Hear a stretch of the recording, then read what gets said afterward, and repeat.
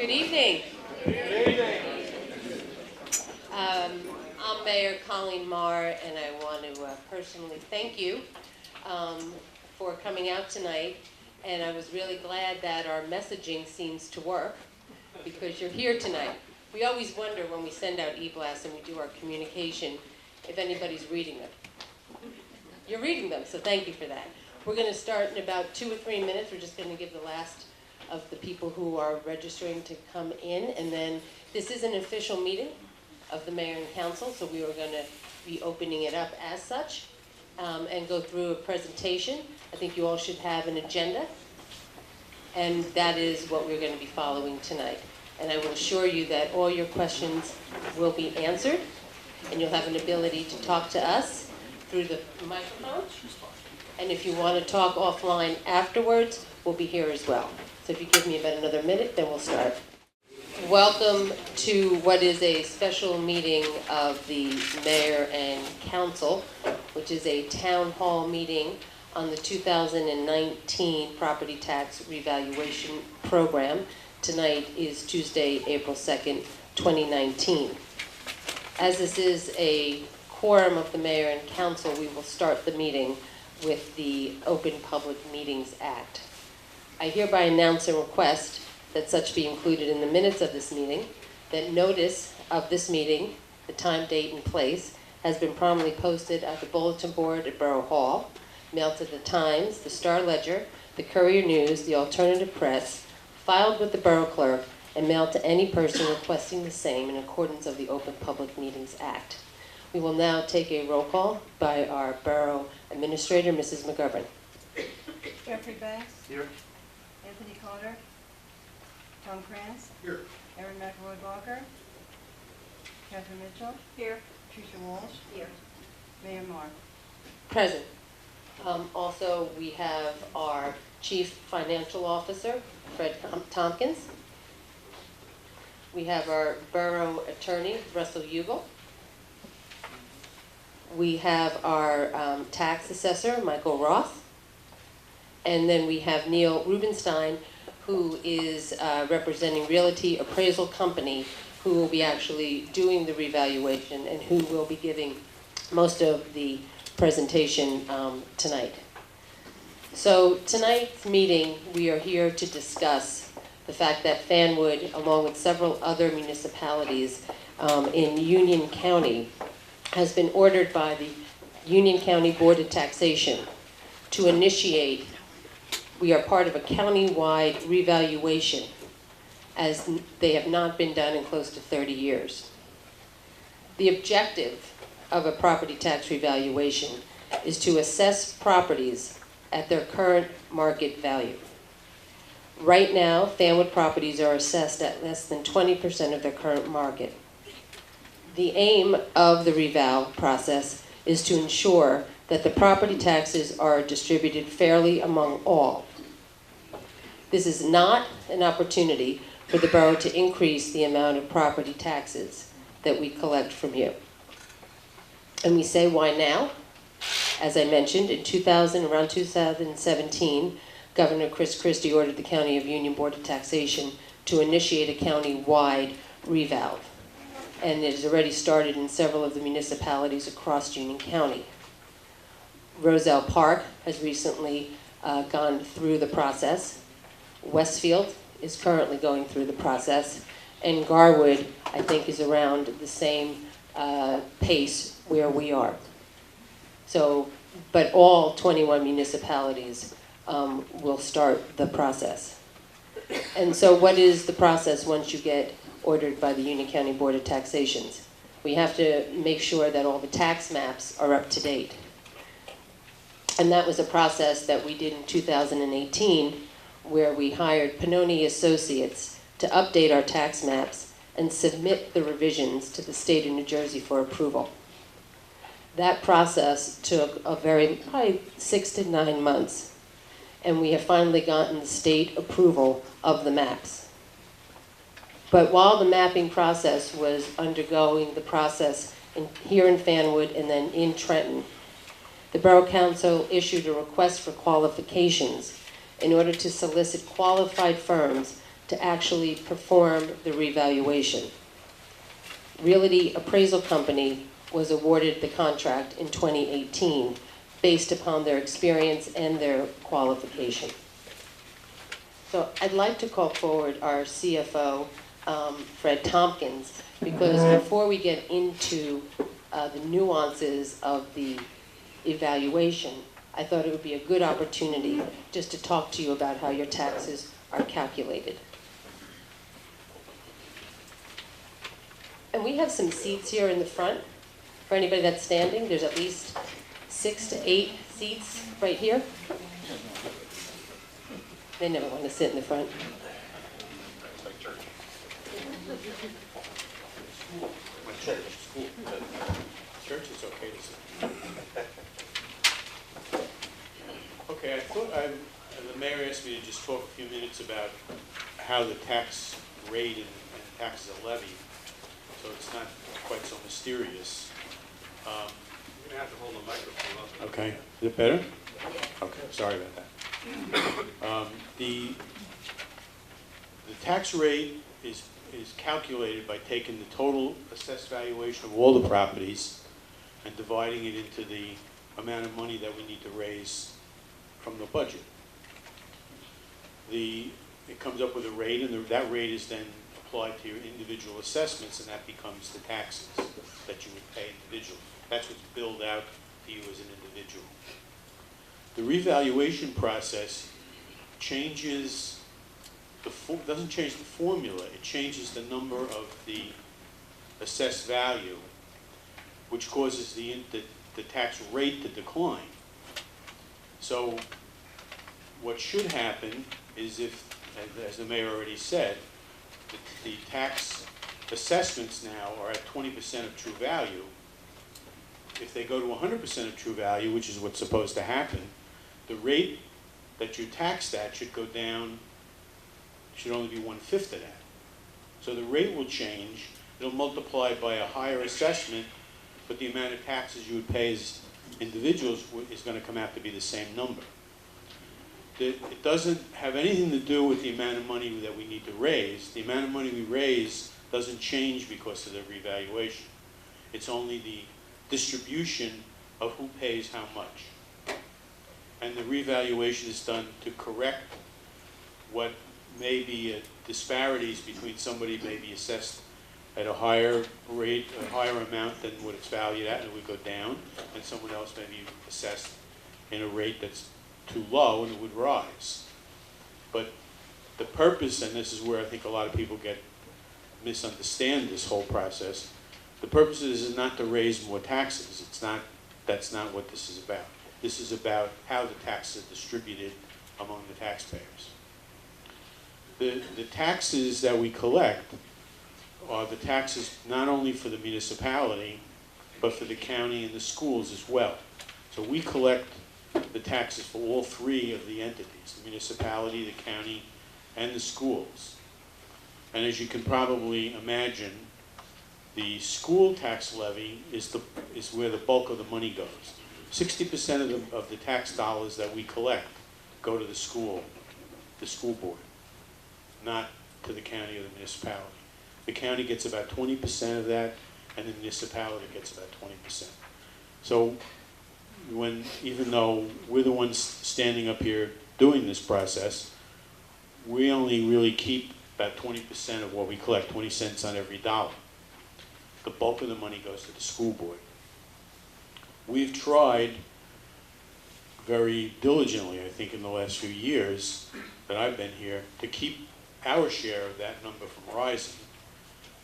The schools have had, their taxes have risen substantially in the last few years, and the county is at the point where this year that we may be giving the county more than we keep for ourselves, so that disparity is going to get even greater. There's really nothing that we can do about it, nothing that this council has the ability to do anything about it. All we do is levy the taxes from the budgets of the county and the schools that they give us. We have no ability to change anything. We only can affect that one little 20%. And we try very hard to do that. In 2019, we anticipate that the tax levy this year should be flat, that our tax levy for the municipality side of it should be a flat number and it's not going to increase. The county and the school will go up. We don't know exactly with the county what that is because they haven't done their budget yet. And the school is going to go up, but not as much as it has in the past few years. I don't know if there's any, I think the idea of this is not for me, the mayor here to be talking, but to give you people a chance to ask questions. And I think you Sure. can talk.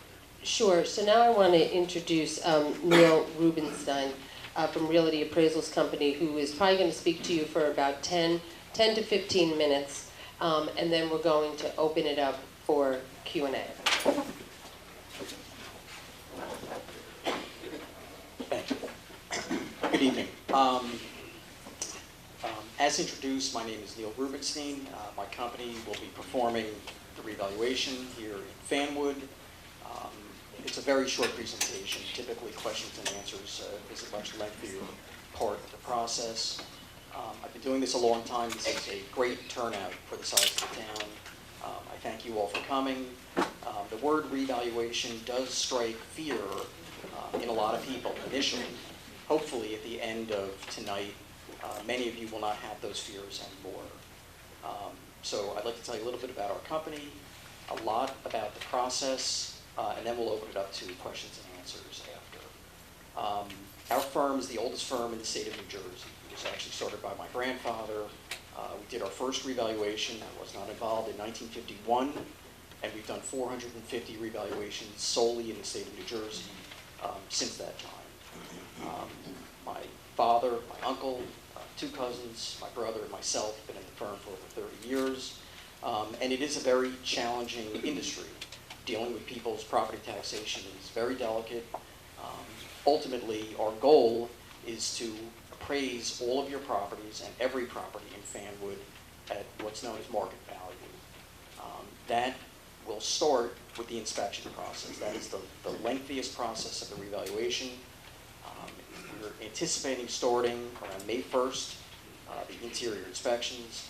Prior to that, letter will be mailed to every taxpayer with the same flyer that we handed out that explains the process briefly and warns all residents to look for identification. Don't let anybody into your homes without proper identification. All of our inspectors carry 2 forms of ID. They'll all be registered with the town, the assessor, and the police department, but that's a critical component to this. Don't let anybody into your home unless you're 100% satisfied they work for my firm. And if you have any doubts, you can always call Town Hall and have that verified. As the mayor said, Fanwood didn't decide to do this themselves. Very few towns do. Some do, but 1 out of 100. The Division of Taxation oversees all municipalities, and they focused in on 3 counties about 4 or 5 years ago. Hudson County, Middlesex County, and here Union County. And many of the towns in those 3 counties hadn't had revaluations in over 30 years. The Westfield revaluation, which was just completed by my firm, is one of those. And we also did Roselle Park a few years ago in 2016. Again, that was a town that hadn't had a revaluation in 30 years. They actually went ahead and did it before the order. So what happens is, after 30 years, neighborhoods can change, things can shift. Obviously, the values have all increased dramatically. The ratio in this town is exactly 18.38, or close to 20%. So the average home right now is assessed at $85,000, obviously well below its market value. Our challenge is to bring every assessment up to market value so that when you get your next tax bill in July of 2020, it'll have, the tax bill won't be a fraction, the assessment will be equal to market value, hopefully. The collectors use tablets to collect the data. They walk around, it looks like an iPad, it's really not an iPad. They will use that to measure your home, inspect the interior of your home, take photographs of your home, only on the outside. We don't take any photographs on the inside of the property, unless you request it. If there's something specific about the inside that you want us to know, and you give us the okay, we will. But typically, the photographs are only on the outside, front and rear. We do not make an appointment for the first visit. First visit is not unannounced, but we canvass the town door to door, like the mailman. We go door to door. If we get in, we do the inspection if it's a convenient time for you. If we don't, we will leave a doorknob card hanging on your door that says, "We were here, and would you please either call this number or go on our website." We have an electronic appointment system, so you can all make an appointment, but the first visit is unannounced. We follow all of the rules promulgated by the Division of Taxation. Nothing that I do or my company does is done because we think this is the right way to do it. We may have tweaked some of their requirements, but all of the, from A to Z, beginning to end, the Division of Taxation mandates how we and what we do, what data we collect, how many times we go try to visit your home, and the process is strictly overseen by the Division of Taxation. If we don't get in after the second attempt, we'll leave another card, a second card saying, "Hey, we've been here twice, please contact us." And we do ask that you get an interior inspection of your home. A lot of people think, I don't want them in my house, my taxes are going to go up. That's far from the truth. An accurate appraisal can only be done by seeing the inside of the home. We don't force you. If we come to your house and there's a sick child or there's an extenuating circumstance, by all means tell us that. We'll leave that card and then we can come back at a future date. But if it's possible, the interior inspection takes no more than 3 to 4 minutes. The exterior takes a little longer. We have no data in this town. In other counties that my company works in, where they do revaluations more frequently, we start with a database. We have the sketches of the homes, we have the interior information, and we're kind of improving upon that data. Here, we start with a blank piece of paper, blank tablet. We have absolutely nothing. So we'll be physically measuring every single home in town. So that takes a little more time. If we go to your home, and sometimes this is not well received, but the state, again, allows us as the agent of the tax assessor, if we go the first visit and you're not home, if there's no fence and the property is open, we are going to measure the dwelling. So hopefully, not too many of you will drive home while we're in the backyard measuring your property, because that unfortunately does happen. And I apologize now if it does happen, but we have no choice but to measure your home. If we had the data in a different municipality, we could rely on it. But again, we have to assess every home whether we get in or not. So we will inspect it. Refusals. There are properties, and we get typically very few, but it's something that happens where, and we all know that it feels good to throw my inspector off your property.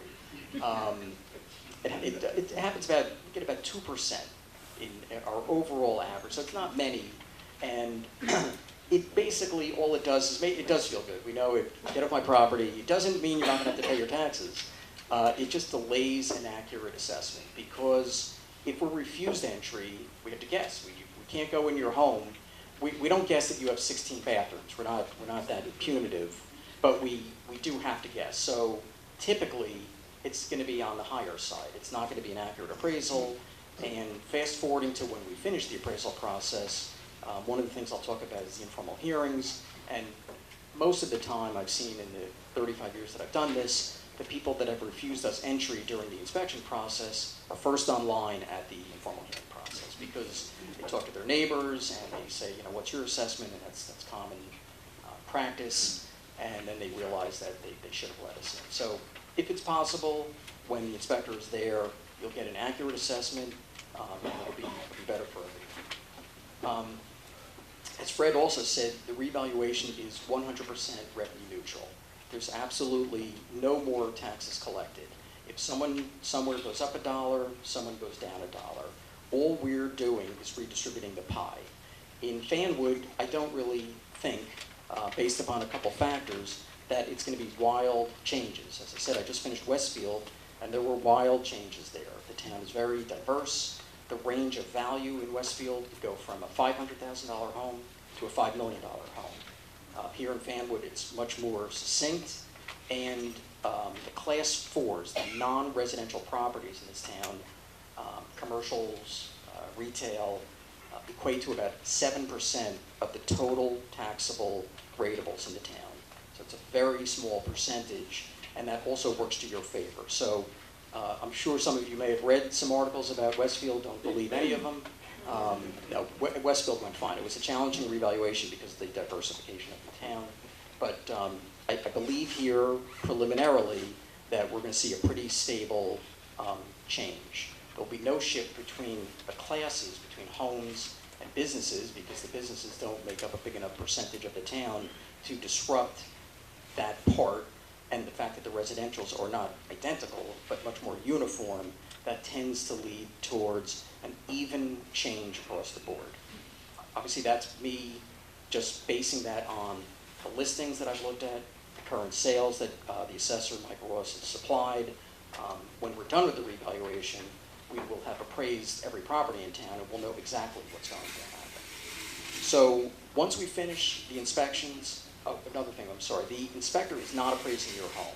He or she is just collecting the data for us in my office in Hudson County to formulate the appraisal in conjunction with the tax assessor. The person that goes and knocks on your door is just collecting number of bathrooms, basement, is there an attic, is it finished, unfinished? Again, there's probably 80 or 90 fields that we're collecting or looking for, all that the Division of Taxation requires that we collect. Once we have all the data, we finished all the inspections, and we've calculated all of our appraisals, the next phase would be the informal hearings. The date of value for this municipality, this revaluation, is October 1st, 2019. Whether we inspect your home May 1st or July 1st or in September, that's just the inspection. We're going to appraise every property as of 10/1/19. We will use sales. We use market usable sales to develop our values, our neighborhood values for every property. So if the subject property of your property is sold, well, that's the easiest property to appraise. If it's a usable sale and we have a sale of that property, home run. If we don't have a sale of the subject property, then we look at the neighborhood and we look at usable sales, not bank sales, not short sales, not family sales. There's a list of about 30 types of sales that are considered non-usable that the assessor, that's his responsibility to review when he gets the deeds for this tenant. So we're going to use the usable sales to calculate our values. The data value will be October 1/19, and when we are done calculating all of the appraisals, we will mail a letter out to all residents. That letter will give you your new proposed assessment. The data value is 10/1/19. This is going into effect in 2020. So the date is October 1, but it won't take effect until the following year. You won't see it in your tax bill until July, if that's when they go out here, I hope, of 2020. That letter will give you your new proposed assessment and give you instructions on how to arrange an informal meeting with a representative from my company. It is not challenging. We urge you to do it. You can review what's known as your property record card. That's the form that we will turn over to the town when we're done. It has all of the data for the inspection. It has the sketch, the lot size. It's basically the appraisal of the property. Some people just come in to review it. They want to make sure that the inspector didn't make a mistake, and that does happen. They're human beings. They're doing a lot of properties. Who knows? But it is a good idea to review it if you have the time. Some people want to challenge the assessment. We say your house is worth $500,000. You may not agree. At that meeting, those hearings, we will have a tax map with all the sales. We'll have a book with all of the properties that have sold with a photograph, some statistics of the sales. And it's not our job to prove it to you, but we'll go over the record, we'll show you the sales, we'll show you the tax map. And if you happen to be one of those people that did refuse, we'll ask that we go out and do an inspection of your property. We typically keep a couple people that can run to your home then and there. If the hearings are slow, we can just run out right then and there and do the inspection, and we'll adjust it down to its market value. As the values go up here, again, the average home is assessed, this is a little tricky, at $85,500. With that ratio in the math, the state is saying right now that the average home should be valued at $465,000. So that's the average. The ratio is 5.44 right now, which is pretty low, and that's the main reason that Fanwood is having a revaluation. My website, you can contact us at any time. We have a portal on our website by town. I'm doing Garwood also right now. We just started the inspections there. You just go on our website, look for the towns that I'm doing. You pick Fanwood to contact us. They all go to me. If there's any issue whatsoever, You can talk to us, I'll reply. Obviously, everybody uses email, and that's typically how we correspond back and forth. If there's any questions during the process, even at the end of the process or after the process, we're available to talk to you. This flyer will be mailed out to everybody with the notification letter. The letter is going to come from the town. It will have this flyer in it, and it explains some of the things that I'm talking about tonight, but typically, we try to do it as quickly as possible. A lot of people say, well, the guy was in my house for 2 minutes, 3 minutes. How do you possibly, we're not performing the same appraisal. If any of you have had an appraisal for an estate purpose or for refinance, that's a different animal. This is being done under a mass appraisal platform. So we're doing all 2,600 properties in town one at a time. So it's different. We still feel that at the end of the day, we're going to reflect market value.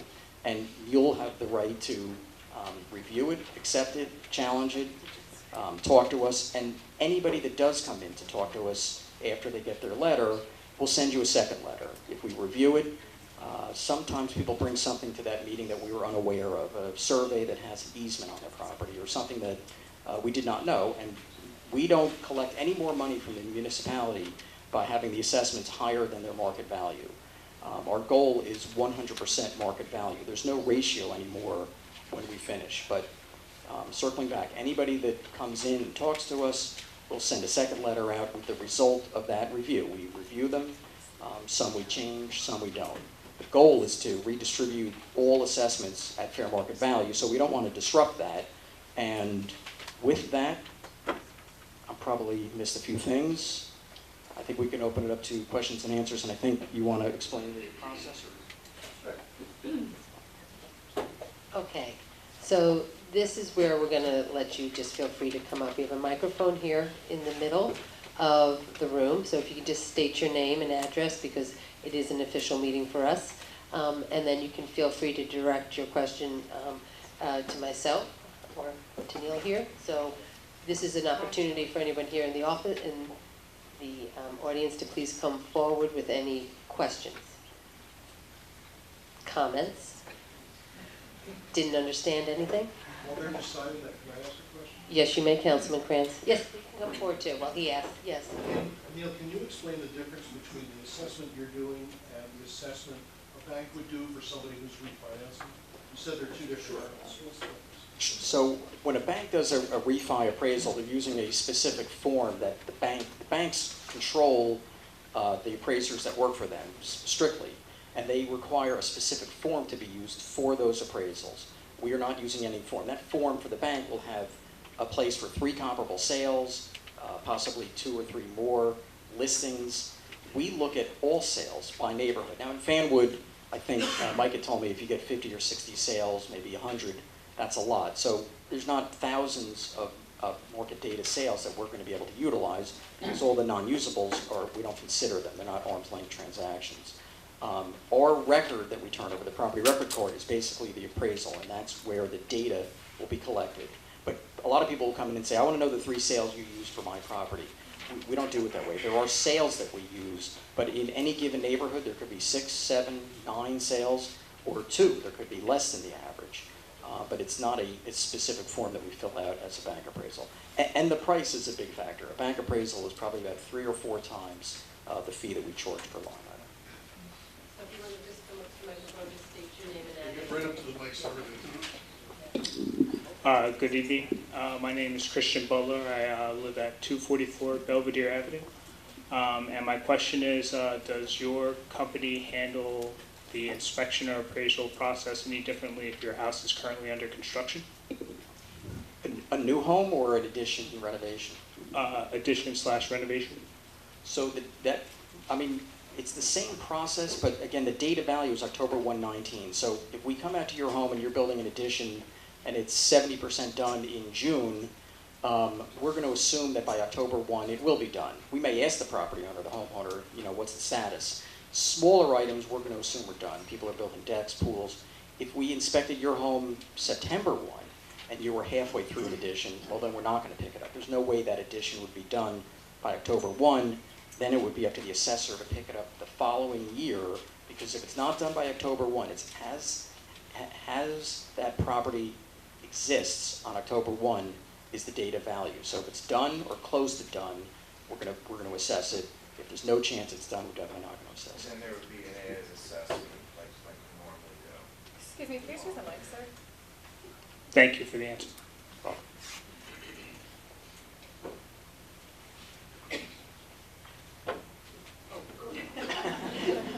Rose Cubbin, 367 North Avenue.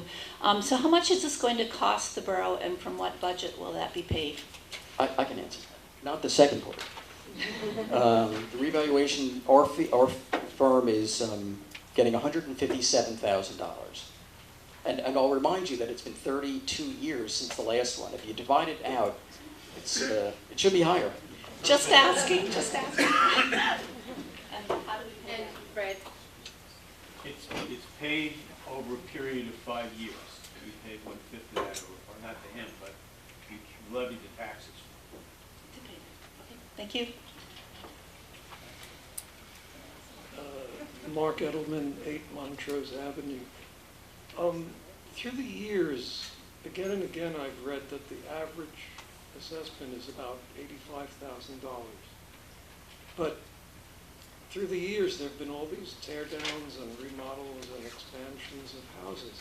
So how is it that the average assessment hasn't been changing? You have a lot of pluses and minuses. You'll have add assessments on new homes that increase the assessments. You have others that are tear downs and the assessment is brought down. You have others that were successful in appeals due to market conditions, thus furthering reducing the assessment. So it's a series of pluses and minuses. The state does that formula too. It's not the town that calculates it. Hasn't the overall size and newness of the housing stock gone up a lot? It has, yes, but in past years, there's been down markets as well. When we lose an appeal, the assessment is reduced, and then that lower number, unfortunately, carries forward until a new reval is done, which will be this year. So again, you have a lot of pluses and minuses.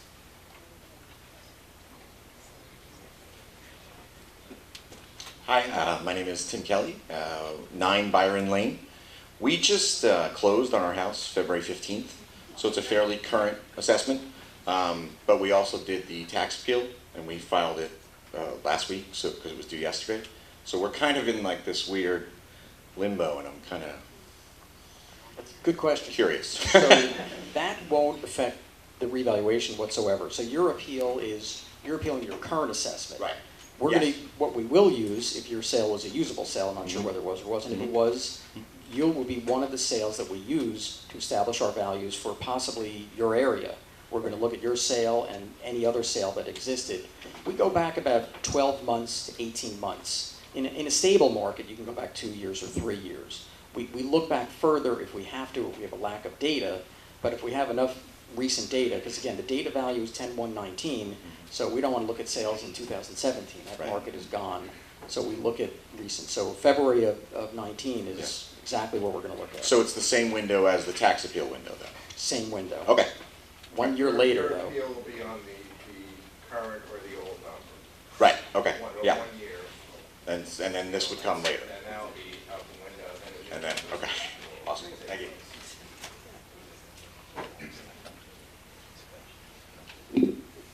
March Mazitis, North Avenue. And I understand the basic reason for doing this is to make sure that everybody is paying a fair share of the property taxes. And I don't think anyone could disagree with that. My question is, will this apply to the new development and buildings in town? All of that plain area has been redeveloped. Will this evaluation apply to them, and they will be paying their fair share of taxes too?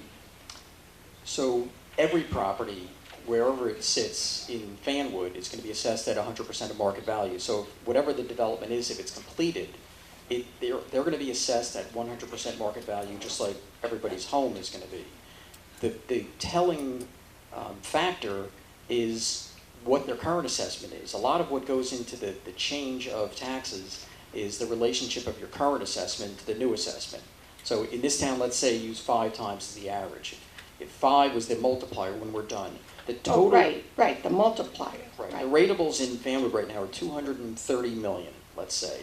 And that's why the residentials doesn't change much, because you have 212 million for the class 2s of the residential properties, and there's 2,481. So even if you build a fair amount of new homes, you've got to build a lot of homes to change that average. But to your question, if the average increase, let's say, is 5 times, and I don't think this will be dramatic here like it was in other towns that I've done, but you will have people that go up 4 times, and you'll have people that go up 6 times. To come to any average, there are going to be people above that line and below that line. If you're at the average, your taxes probably won't change much at all. If you're above the average, your taxes are going to increase. That's a byproduct of the revaluation. We bring people up, we lower people down. There are people in this room that are overassessed right now, and there are people in this room that are underassessed. I don't think dramatically, as I've said probably too many times, but there will be people that pay more when we're done, and there will be people that pay less. But it'll be exactly the same dollar amount. Right, but the new buildings in our downtown are dramatic because they were not there before, and what was there would not have been assessed at that great a level. I don't know what they're currently assessed, but Mike's, part of the assessor's responsibility or charge is to assess all property as it comes online. So if there are new developments and they're done and they're not piloted or abated and they're not encumbered, they're going to pay taxes like everybody else. The question is... Oh, no, you just said not abated. Then that makes a difference. Right. That makes a difference in any municipality. Right. There are a lot of towns Right. that have... Or on the pilot program. I'm sorry? Apply those commercial buildings on a pilot program. Okay, so then they won't be assessed at the same rate as the rest of us. So that's not fair. That's not fair. How long is the abatement period? Fred, why don't you come up here and talk a little bit about this?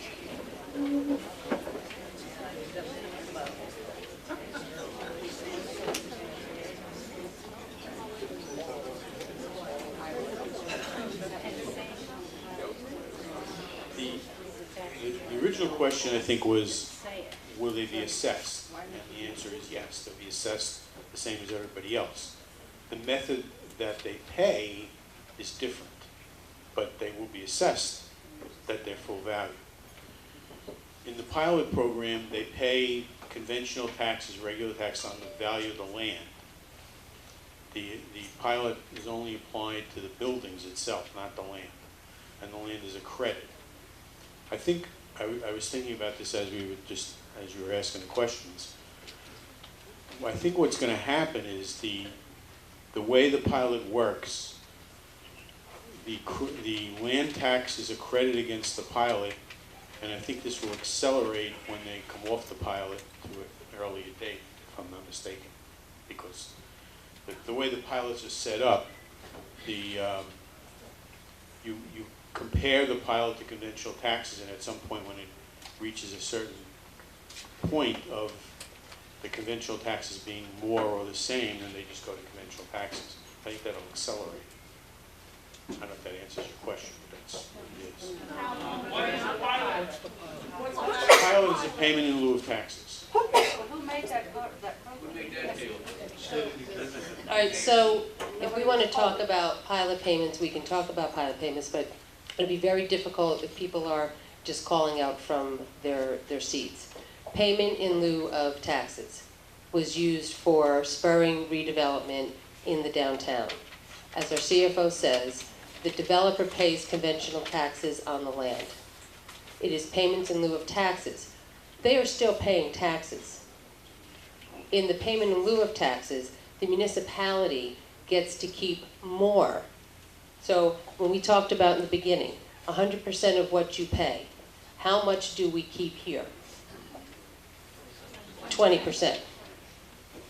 when we are able to work with developers on underutilized land to get them to invest, and in our case, if you've been in town probably for the last 15 years, you remember what the downtown was like.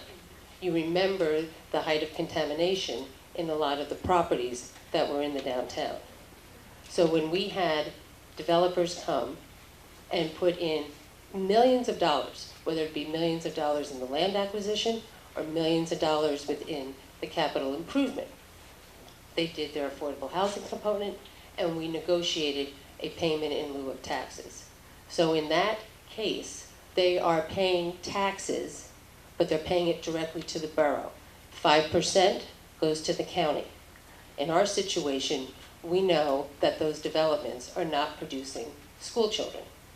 We know that. We know that because they've been there long enough. We know that because we know who lives there. And when I say not producing a lot of children, we could probably count them on one hand. The development that Fanwood is doing is not necessarily dumping children into the school district, which would raise your school taxes. It's not happening. They are rentals. They are mostly 1 and 2 bedrooms. And for the rents that they're getting, most people will buy a house if they have a family. We see that they're over 55. We see that they're single. We see that they are divorced and live in the area, and they want to stay close by. That's what we're seeing in our developments. So I hope that sort of helped with that. So if you have a question, please, we have to get in line. But we have somebody waiting. My name is Amy Hoffman. I'm at 1040 Hatfield Ave. Question on these scribbles. What exterior items are measured and why? For example, if we don't have a garage but we have a shed, does that make a difference in the evaluation of the outside? Like, I understand the inside, you're looking at how many bathrooms, square footage, etc. But what is looked at on the outside of a property? So for the home itself, we're trying to calculate what's called gross livable area, exterior livable area. So if you had a ranch house, a 1-story house, and it's 30 by 30, that's a 900 square foot house. We know that if you add up the square footage of all your rooms, etc., it'll never add up to that. But the state, again, requires us to do it this way so we have a uniform basis of comparison, because we don't get into every home. We can't go on the inside and measure the inside rooms of one house and the outside of another. For garages, decks, pools, sheds, there's a much lower rate per square foot. The state, again, gives us a manual. It's like a Kelly Blue Book for homes. We plug in all of the square footages that we calculate. So if the house is 1,000 square feet, that gets calculated at a rate that the state supplies us. If you have a shed, if it's a metal shed or something that's not accessible, sheds add a very de minimis value, if any. Under 100 square feet, we don't even look at them. Detached garages are accessible. Above ground pools are not accessible. But the question is hard to answer everything that we do look at. But again, the state tells us what they expect us to assess. New roofs are not accessible. Siding, we look at just for the condition factor of the home. A home has a new roof, new siding, new windows. Typically, that's going to increase its market value. At the end of the day, since we're trying to appraise your homes, we look at anything that a buyer would potentially look at to try to calculate that fair market value. If a house is run down, it's not going to sell for as much as the property next door that is well maintained. Unfortunately, in New Jersey, you do pay more when your house is kept up. The state has what's called ad valorem taxation. So if 2 houses next door to each other are identical in every way, but one has an extra powder room or bathroom, that property is going to have a higher assessment than the one next door. We do a cost approach, and we take every component that we collect, and that gets calculated in the assessment, with the exception of some de minimis items. Okay, thank you very much. You're welcome.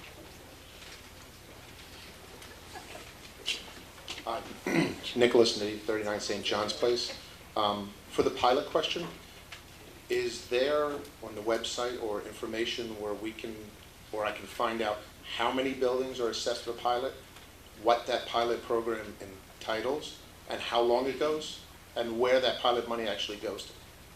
Sure. I mean, I don't believe all of that information is on the website, but if you want to speak to Frank, and he can give you his email address, you can get it all. Okay. Was there a uniform section of pilot, 20 years, 25 years, or is it per basis as they built these properties? It was a negotiated item on. Each one was noted, each development? Right, because, yeah, we don't, when it comes on, we treat them in isolation, when the first one came on. Okay. And there's something that I can get them information, or it's on a website or something like It's that? on our website. Where in the website? Pilot Oh, it's not? It's not on the website.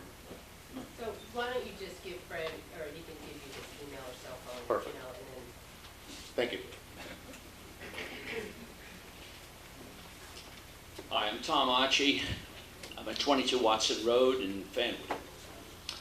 My question is, how is property, overall property, versus house size evaluated? Are you going to take a measurement of the actual property itself? And how is that going to be evaluated on a tax basis versus the house valuation? Excellent question. In the appraisal of a community that is mostly built up, when we do a revaluation in Howell or Jackson down south, where you have a lot of vacant land sales, where developers go in, buy lots and build homes and then sell them, you get enough sales of vacant lots to formulate a value for the land component of the appraisal of any property. In this area, you don't get those. You may get some tear-down sales where they demolish the home and build a new home, but most of the sales here are improved sales. We use, and all appraisers use, what's called the abstraction method. We take that manual that I referenced in an answer a couple minutes ago, that calculates the building value. So if a property sells for $500,000, we collect the data for the home on that property, and the building calculates to $250,000, the land value becomes $250,000. We subtract the building, depreciated building cost from the total sale price. What's left is the implied land value. In New Jersey, though, the land and improvement are administrative. They don't matter. The only thing that matters when you get your tax bill is your total assessment. The courts have held that we could put $1 on your land and the balance on the improvement, or vice versa. It doesn't matter. You can't sell one without the other. So the only thing that really matters when you get your letter, and that's why we don't supply it actually, when we send you your letter when we're done, it's just going to have the total assessment. It's going to say your new total assessment is $500,000.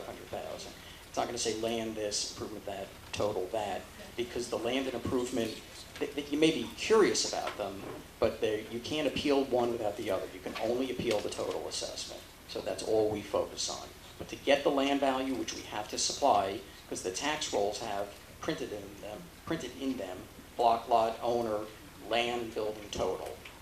Many people have fought the state for years to eliminate that and just have a total assessment, but it gets a little tricky when you have vacant land and many different varying property types. So if you do have a situation where you have, let's say, a small house and a big piece of property, you're going to be disadvantaged.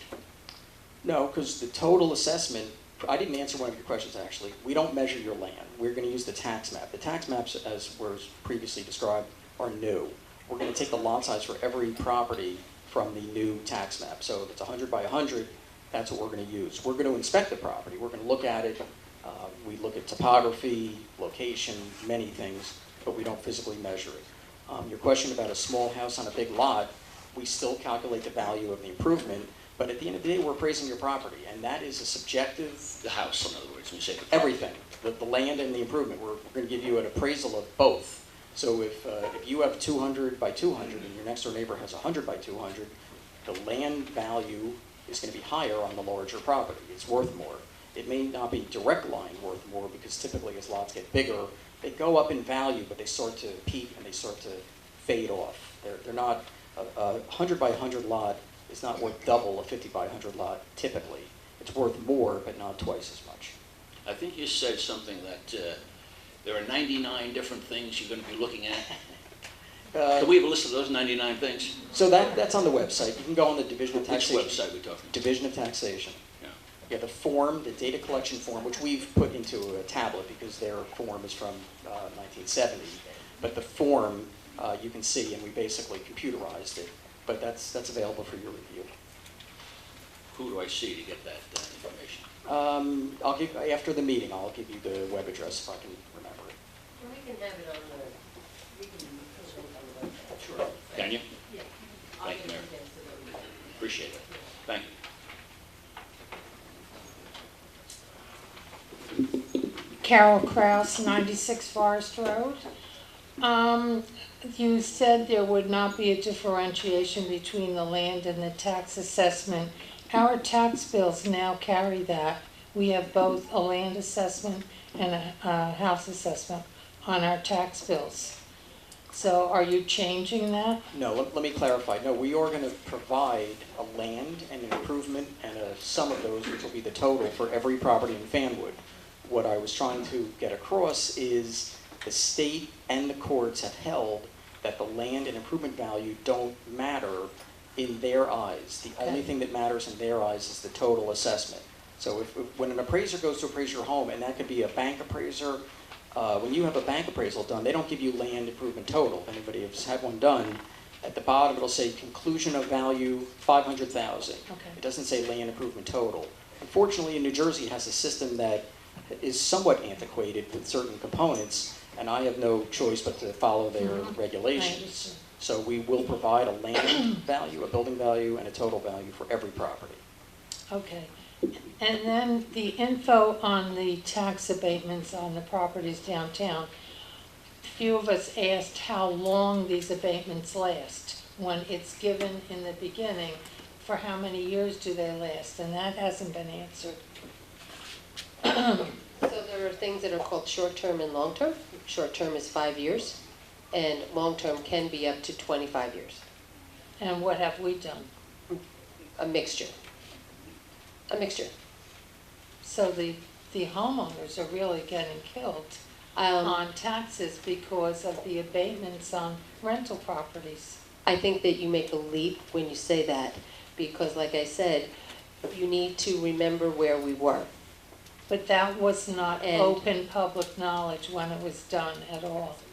I'm sorry, what was in open public knowledge when what was done? The abatements that were given and how much the developers were, what credit they were given. Well, I would say that it was because I was there and I remember having meetings on it, and when we meet as a mayor and a council and we discuss these things, it is an open session. So we had to be at the meetings to hear it. But at the same time, because Carol, you pay a lot of attention and you've been around this town much longer than I have. But I don't recall any of that being. We discussed, I mean, it was discussed publicly because it was talked about. It was talked about because we had to discuss the ability for the council to enter into redevelopment agreements. And when you enter into redevelopment agreement, that gives the option or a tool for the developer and the municipality to talk about a payment in lieu of taxes. They are paying taxes, and they are improving the land, and they are investing in our community with all of that. So, I mean, we can have a conversation about pilots with Mr. Nitti and, you know, always open, but I'd like to try to keep some of it to the... I had another question on the assessments, if I could do that. Sure. As a senior citizen who lives alone, I'm concerned about letting somebody into my house. Badges can be fake. I mean, we don't really know who might be coming in. Is it possible for your letter to include photographs and names of the people who will be assessing homes in our town so that we can look at that and look at the person at our door to see if we should let them in? We can't do it that way, but what we do is the police department will have a color photograph of all of my inspectors that are working here. So when they come to your door and he says his name is Joe Smith, you can call the police department and they can verify that property, that inspector. The problem is you try to get somebody at the police department, you go to the county. I mean, it takes a long time to get any response from the police department. No, there's nobody there. I didn't know that. You make an appointment in advance for a specific time and date. Well, I can try that. I can try that. Yeah, we can try to accommodate you for that. But we can't mail the photograph of the inspector to you because let's say he goes to another town, or it's very difficult to forecast. Well, you schedule people in advance, so. Right, but when we mail the letter out, we mail it to the whole town, so it would be hard to do that. But we'll make an accommodation. All right.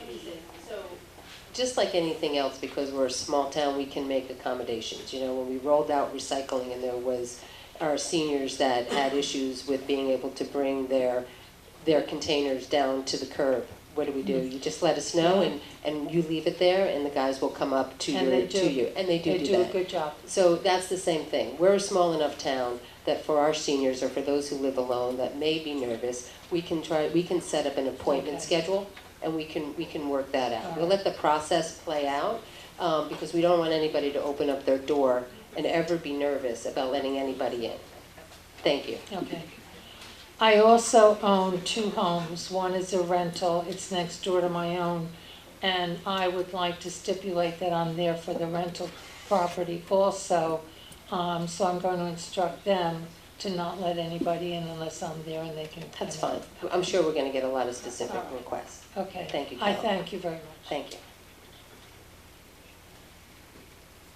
Hi, Andy Weinstein, 38 Shady Lane. Just a couple of questions. I think you said the date that the inspections begin, I think you said is around May 1st, is that? That's what we're targeting, yes. Okay. Is there like I mean, obviously, for the number of houses in town, I'm sure you can't say, this house on May 1st, this house on May 2nd. Is there like a general range, like, the first round of investigations takes 3 weeks, 4 weeks, whatever? So we can guesstimate, but weather is a contributing factor towards how fast or how slow we move through any town. If we have a spring like we had last year, it's going to be much slower. If we have a good spring, it'll be much faster. So it's very difficult to forecast, but the assessor will know where our inspectors are working generally. We do not advertise on the internet, where our inspectors are, because we don't want anybody else on the outside to know that we're working in this part of town. We leave that totally unknown to anyone other than town officials. But to answer your question, it's very hard for me to forecast.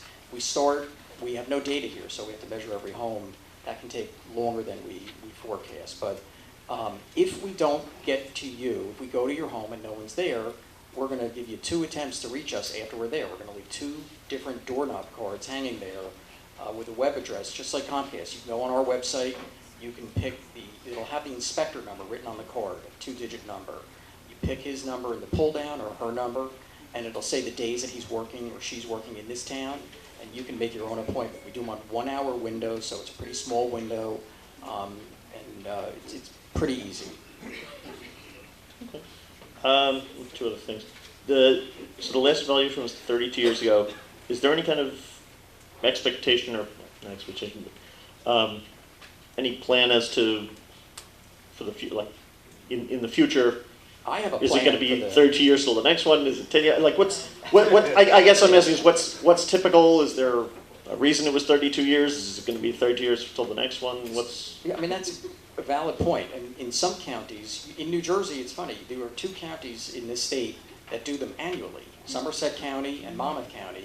They don't do full revaluations, but they do updating. They inspect a percentage of the properties on an annual basis, and they update the assessments. In most counties, though, the typical is about 10 years. That's the overall guideline. These counties went too long. I mean, everybody knows it. I don't know why the state took so long. Hope they're not listening. To order them, but 30 years it's too long, and it's not because I'm in that business. It's just too long to go in between inspecting and doing revaluations. At some point, I forget who was it said it that it sounded like it came from the governor. Is it the state that makes that determination, or is it by county? How does that work? By county. The state calculates the ratios. They oversee the counties, but they were reluctant to force counties to order revaluations. The county is really the basis of the order. But after these 3 counties, Hudson, Middlesex, and Union, I don't want to say refused, but just didn't do it, the state stepped in and said, you have to order revaluations. And they listed about 30 towns that they keyed in on, and those started 4 or 5 years ago. I've done probably 7 or 8 towns already that were on that original list. The state finally mandated that these counties do the orders, and they said if you don't, that they're going to order them. The state is going to do it. They'll oversee it, and they'll take it out of their state aid. And is there any sense, I mean, I don't know if this is for you or for the mayor or someone else, is there any sense as to, does the county plan in the future to step it up, to have these evaluations more common? So one of the goals that we may try to do is what they call a reassessment, where you, once you get the reval Can you use the done, mic, you get- sir? We can't hear you. Can you hear me? Is that good? Okay. once you get the revaluation is done, once you get the good data, then we could go around every year and inspect 20% of the properties and update all the assessments, and it would be on a 5-year cycle. And some of the counties, like Monmouth County, I know does that. So I think the answer is that we're going to have to work with the County Board of Taxation now that we're all going through this for the first time, and let them get through the first rounds, and then work with them to see what the plan is going to be going forward, so we don't have this lag. Try to maintain those assessments up to fair market value. Okay. And last question, just on that, the whole pilot issue that's been discussed, I was just curious. I remember earlier someone mentioned that for commercial property accounts accounted for, commercial property accounted for about like 7%, I think you said, of the property tax for here. I just want to understand, so with the pilot system for, for the developments in downtown, is it that those developments would have no effect on the 7%, or a different effect than if they weren't part of the, in other words, will being part of the pilot mean that they have no effect on that 7% figure, or will it just lessen the effect? I'm pretty sure I understand the question you're asking, but they'll be affected with the land assessment, because the class 4, the commercial properties, have a land and improvement, and as Fred had said, the land value is still assessed normally, so the land values for those properties will still be based in the rateable base. And yes, the class 4s in this town, there are no apartments. The 4As and 4Bs, which is commercial and industrial, are only 7% of the taxable values in the whole town. Okay, and that's not expected to change? Well, I mean, it may change a little, but even if it did change, it can't affect the overall outcome too heavily. In a town that has 50% ratables in the class 4s and 50% in the residential, then you can have a pretty big shift, because you have such a reliance on the commercial properties. When it's currently 7%, if it went to 6.5% or 7.5%, it's not going to disrupt anything too much. Okay. Thank you. Joe Valenti, 78 Woodland Avenue, right up the block here. I got 2 questions. I keep on hearing this data, we don't have data. What happened to the data? I mean, 50% of the homes on my block have been tear downs or additions, where you have to come in with plans, everything's measured out, assessed. Does the town not have a process to actually put that somewhere and store it? Because I'm concerned about how we move forward and keep this up to date, or we're just going to have to go through another reassessment process and contract another company and pay more money. So you're going to have 100% data when we're done. Every single property in town will have all of the But what about the data before? Data before 30 years ago, there was No, I'm talking 5 years ago. I understand. But that system in place, so if a house was built 50 years ago, I would assume there's a property record card. There's a piece of paper that the assessor refers to that has the information for that house. If it was built Who's responsible for data once this is done and going forward? I am, the assessor is. We have, in the past, there is data there, but it's in paper form. It's on these old yellow property record cards with a sketch done in pencil and calculations done in pencil. So now that's going to go to a standardized computer and stuff. Okay. Second question around the land. A lot of properties, especially on my block, have land that is unusable, undevelopable, just because of building codes and the thing. Is that treated differently? So you're saying there's a home on the property, but not 100% of the land on that property? It's 100%, like, so I have a... Is it for wetlands, or 75 what's by the reason? 410. It's just the way the houses are over there, where you have 400, goes back 410 feet, but you're only allowed to build on so much square footage. Gotcha. So the state gives us a formula. They give us what's called depth factor. So when we are assessing land, the first 100 feet has obviously the most value. As it goes back and back and back, obviously you don't cares about property that's 400 feet from your home. It's a buffer, so you have privacy, but it adds very little value as the property gets deeper and deeper and deeper, and they give us what depth tables that we use to adjust our land assessment. So somebody that has a 100 by 200 lot, and next door they have a 100 by 400, Yet again, the 100 by 400 will have a higher land assessment, but it's not going to be dramatically higher. We add for that, and the state wants us to add for that, and it does add value, it just doesn't add dramatic value. Okay, all right, thanks.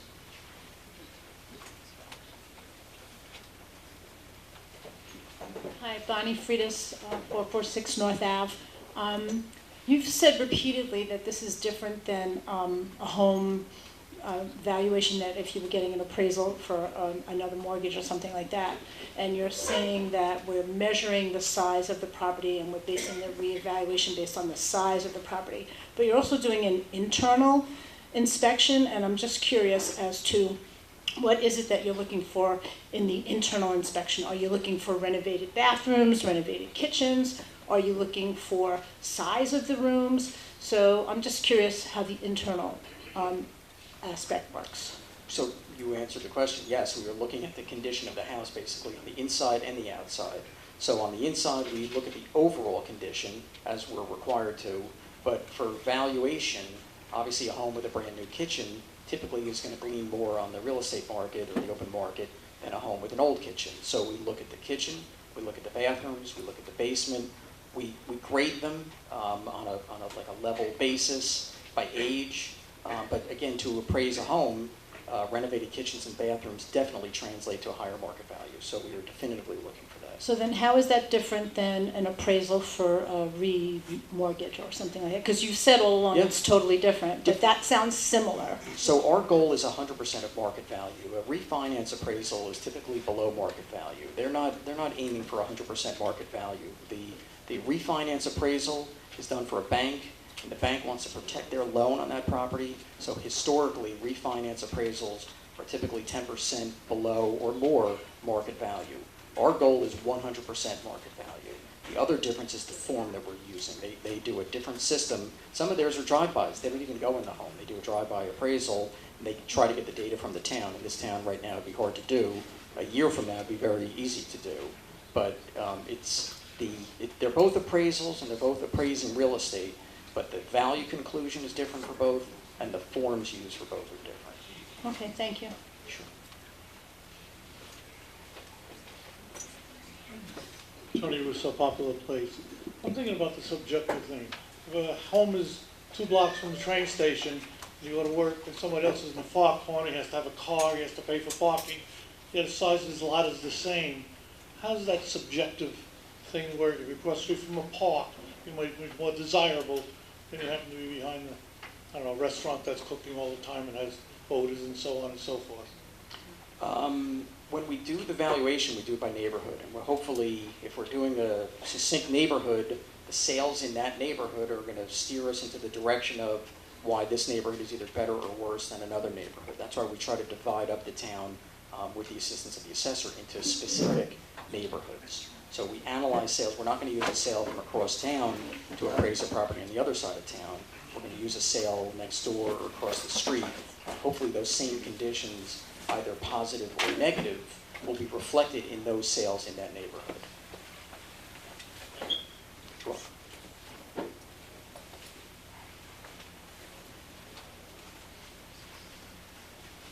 Lori Flowers, Herbert Avenue. I just have a light question that won't go out of my head. I work 7 days a week, so chances are you're not going to find us home. You said something about going into people's yards. So if there's a fence around the yard, you will not go in? Yeah, if it's fenced off, we don't want to risk our inspectors' lives either. There could be a dog or something, so.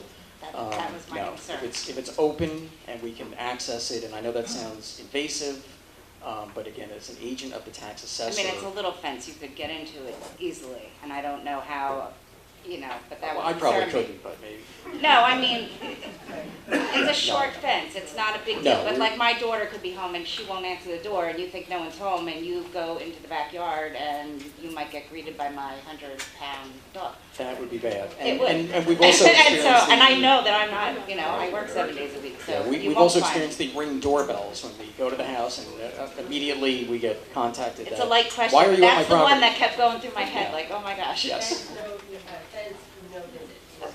Okay, okay. Thank you. Hi, Francie Shore, I live at Forest Road. So I'm going to fast forward and assume that if the average assessment now is 85, you said, 85.5 or something, so let's assume that when this is all said and done, our houses are all assessed at much higher rates and we're paying, you know, much higher taxes, so. No. Well, okay, so I won't assume it, but I'm gonna use the example of Hudson County and Jersey City where they had this revaluation recently. I didn't do that one.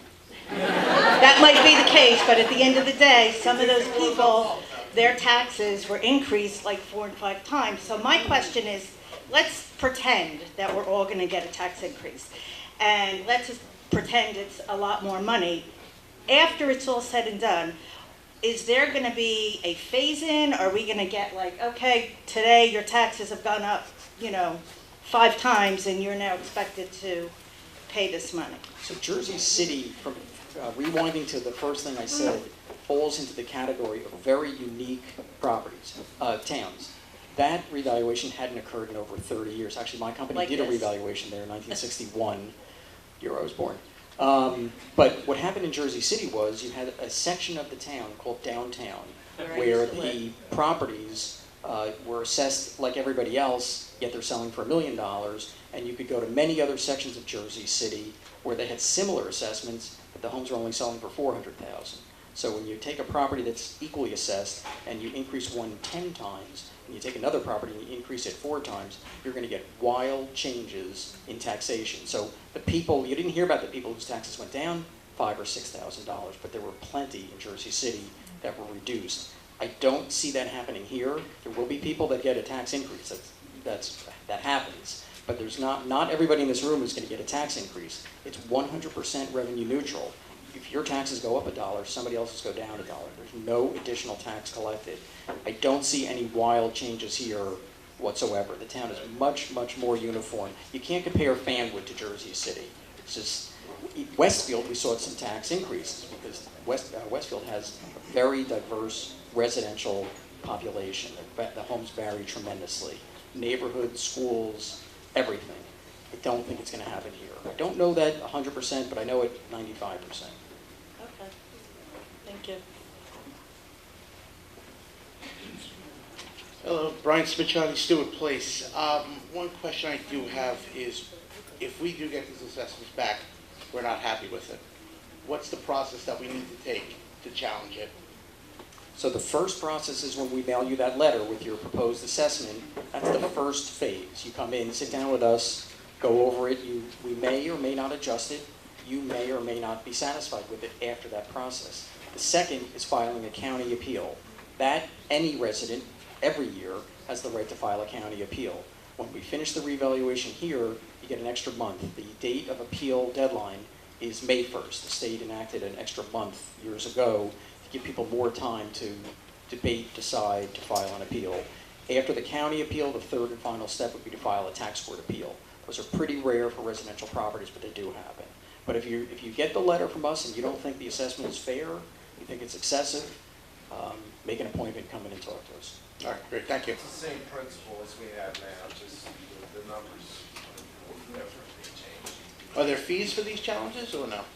For the first step, no. For appeals? Wait, you said first step, no? So meeting with us, there's no fee whatsoever. That's included in our contract. We'll meet with any resident that wants to meet with us within the time frame that it's allowed. The county appeal, you pay a fee to the county based upon the assessment. Under $500,000, I think it's $50. Over $500,000 is $100, and below $250,000, I think it's $25. I think $100 is the highest fee that you could pay. But yes, you have to pay a filing fee to the county. Okay, thank you.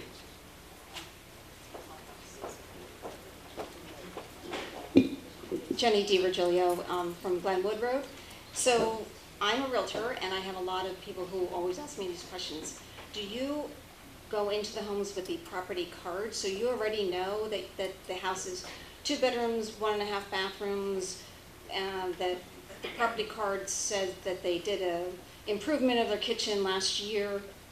No, I wish we did. We have absolutely nothing, no prior data. The only time we'll get data from the town is if the property is gated and we never get in, where it's locked and we have no access, because we won't be able to assess the property.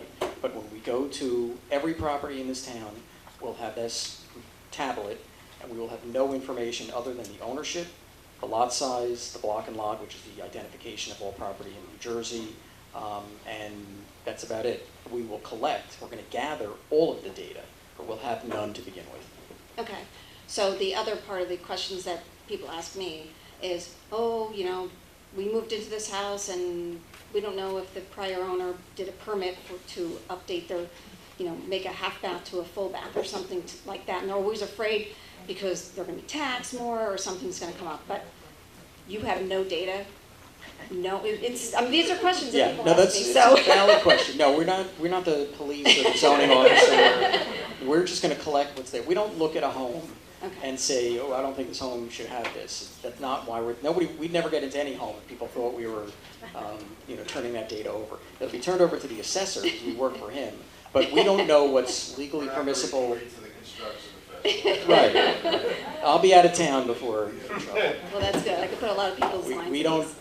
We assess what's there. There's 2.5 baths, and whatever is there, that's what we're going to assess. Okay, great. Thank you.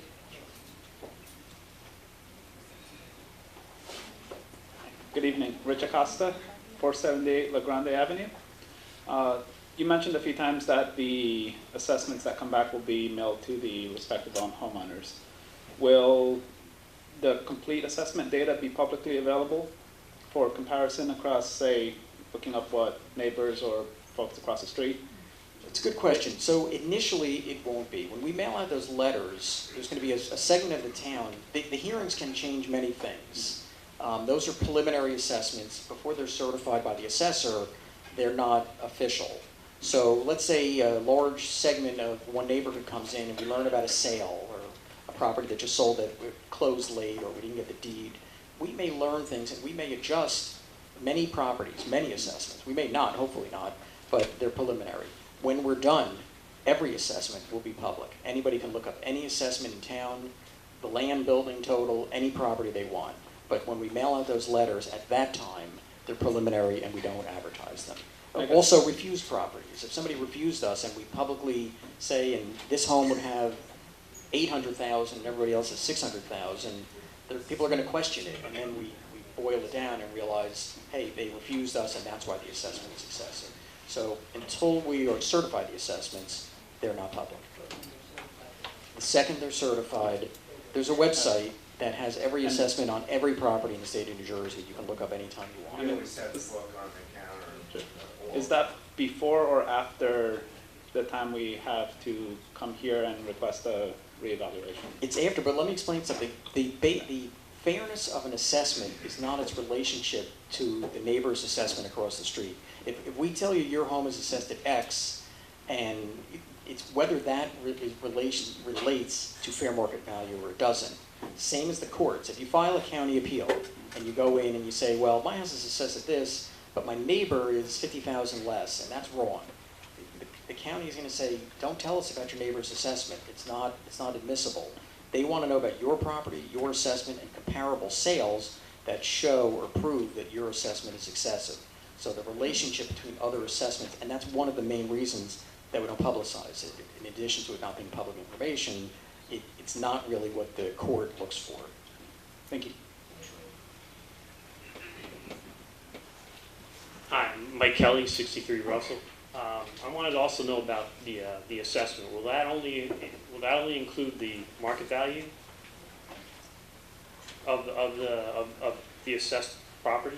The total assessment in the year of a revaluation or a reassessment should equate to 100% market value. So right now. Go ahead, I'm sorry. No, I'm just saying right now there's no relationship because you have to multiply this ratio. When we're done, the ratio will be 100 and the assessments will equal the market value. And will we know what impact that has on our actual tax bill, is my bottom line question. So when we mail out the letters, I don't think anybody will know because we won't know what the budgets are for the county, school, and municipality at that time.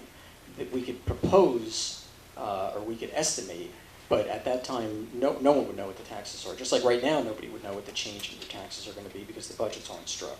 Until the budgets are struck, it would be hard to calculate. Yeah, so I guess what I'm wrestling with is how will we know whether it's good or bad if we don't know what the impact is on the tax bill? Good question, but what we're responsible for is the assessment and its relationship to market value, not the impact of the taxes. If we tell you your home is worth $500,000 and you say, you know what, I think that's dead on, but you knew that your taxes were going up $2,000 because of it, then the $500,000 becomes something that you disagree with. So the requirement for an assessor or a revaluation is simply to appraise all property at fair market value. The impact of the taxes, well, I know, and I pay taxes also, we all know that that's what everybody cares about, the impact of the revaluation. But the requirement is for the market value solely. And is that ratio a straight math calculation then? Straight math. With the total ratables, I've referred to it a couple of times, in Fanwood, or 200-something million, 230 million. When we're done, they're going to be 800 million, 850 million. Divide those two numbers, that's what calculates the tax rate. Total ratables divided into budget is the tax rate. The new ratables divided into the current ratables will be that magic number. If you're above that magic number, you will see an increase. If you're below it, you'll see a decrease. Okay, thank you.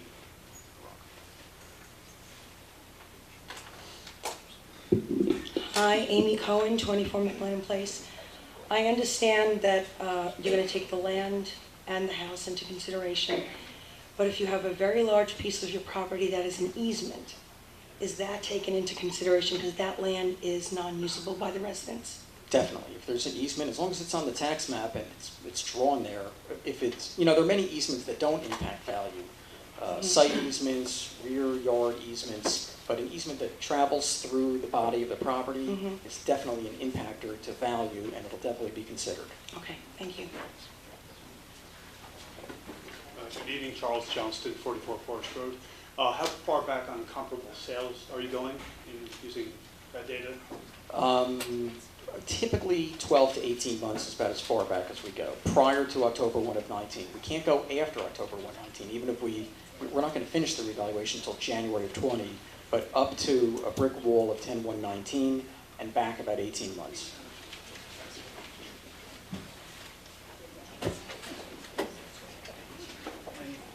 Does anybody else have any questions? So I guess a couple things to, I'm sorry, go ahead. What time do they do the Inspections? Yeah. What time they start, what time they end? 10 in the morning till dusk. And Saturdays. So Monday through Saturday, no Sundays. So what I would say is that the website, for those of you who go onto our website, should be the first place that you go for updated information. That's where we'll be having a lot of the forms. There was a form tonight that someone wanted us to put up there that had like the 99 things that they're going to have in their tablet so they could see, when they come in what they're going to check. We have a Q&A that is here, that will be there. We'll be communicating out. We may do another town hall meeting if we feel that there's information that needs to come out that is not out of the question. Each of the council, the mayor, the borough administrator, the CFO is here tonight because you can also stop into the office at any time. I want to thank you very much for coming out tonight, and I would just give a plug for our town that each of you could walk away with one of these calendars tonight. And in the month of April, right here, April 13th, we have the Easter egg hunt. So if you do come to this, you know the Easter egg starts around 10 and it's done by 10:04. This year we are actually celebrating our 30th anniversary of Clean Communities. So for those of you that love Earth Day, April 27th at the train station, 8:30 in the morning. We've got some really great giveaways, and we could really use your help to pick up garbage and stuff and keep Fanwood clean. April 28th, Rockin' for Autism. If you have not been to this event at LeGrand Park, this year we have the B Street Band, which is the first cover band for Bruce Springsteen. Best cover band for Bruce Springsteen will be the headliner, and that again is on April 28th. So that's what's going on in this month of April. So I want to thank you very much for coming out tonight. I hope you leave tonight with more information than you came in, and that know that we're here with you every step of the way. Thank you and good night.